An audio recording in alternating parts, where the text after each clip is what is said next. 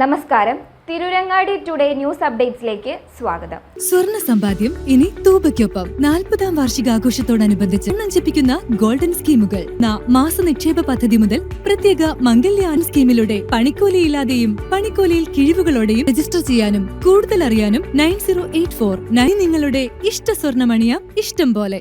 സ്വന്തം വീട്ടിൽ നിന്ന് ഭർത്താവ് പുറത്താക്കിയതിനെ തുടർന്ന് യത്തീംഖാനയിൽ അഭയം തേടിയ യുവതിക്കും കുഞ്ഞുങ്ങൾക്കും സുരക്ഷിതമായി വീട്ടിൽ തന്നെ താമസിക്കുവാനുള്ള സാഹചര്യമൊരുക്കുവാൻ വനിതാ ശിശു സംരക്ഷണ ഓഫീസർക്ക് വനിതാ കമ്മീഷൻ നിർദ്ദേശം നൽകി.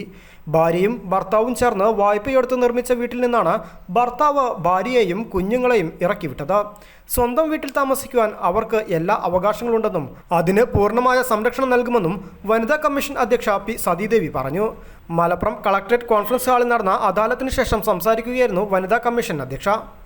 അത് ലഹരി വസ്തുക്കളുടെ ഉപയോഗം മൂലം കുടുംബാന്തരീക്ഷം തകർക്കപ്പെടുന്ന ഒട്ടേറെ സാഹചര്യങ്ങളാണ് ഈ പരാതികളിൽ വ്യക്തമാവുന്നത്. ലഹരി വസ്തുക്കൾ എന്ന് പറയുമ്പോൾ മദ്യപാനം മാത്രമല്ല, മറ്റ് ലഹരി വസ്തുക്കളുടെ ഉപയോഗത്തിൻ്റെ ഭാഗമായിട്ടുള്ള പ്രശ്നങ്ങളും കുടുംബാന്തരീക്ഷം വളരെയധികം പ്രശ്നങ്ങൾ ഉണ്ടാക്കി തീർക്കുന്നുണ്ട്.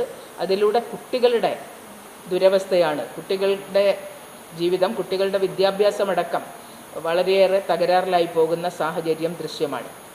ഇന്ന് കമ്മീഷൻ്റെ മുമ്പാകെ വന്നിട്ടുള്ള ഒരു പരാതിയിൽ പരാതിക്കാരിയായിട്ടുള്ള സ്ത്രീയെ വീട്ടിൽ നിന്ന് അവർ കൂടി ലോൺ എടുത്ത് ഉണ്ടാക്കിയിട്ടുള്ള വീട്ടിൽ നിന്ന് ഭർത്താവ് മദ്യപാനത്തിൻ്റെ ഭാഗമായിട്ട് അടിച്ച് അവരെയും 2 മക്കളെയും പുറത്താക്കിയതിൻ്റെ ഭാഗമായി അനാഥാലയത്തിൽ യത്തീംഖാനയിൽ അഭയം തേടേണ്ടി വന്നിട്ടുള്ള സാഹചര്യമുണ്ട്.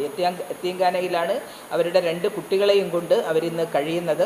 അവർക്ക് ജില്ലാ വനിതാ ശിശു പ്രൊട്ടക്ഷൻ ഓഫീസറുടെ വനിതാ ശിശു വികസന വകുപ്പിൻ്റെ ഭാഗമായിട്ടുള്ള പ്രൊട്ടക്ഷൻ ഓഫീസറുടെ സഹായത്തോടുകൂടി ആ വീട്ടിൽ അവർ കൂടി അധ്വാനിച്ചുണ്ടാക്കിയിട്ടുള്ള വീട്ടിൽ താമസിക്കുന്നതിന് വേണ്ടി പ്രൊട്ടക്ഷൻ ഓർഡർ വാങ്ങിക്കൊടുക്കണം എന്ന നിർദ്ദേശം കമ്മീഷൻ നൽകിയിട്ടുണ്ട്.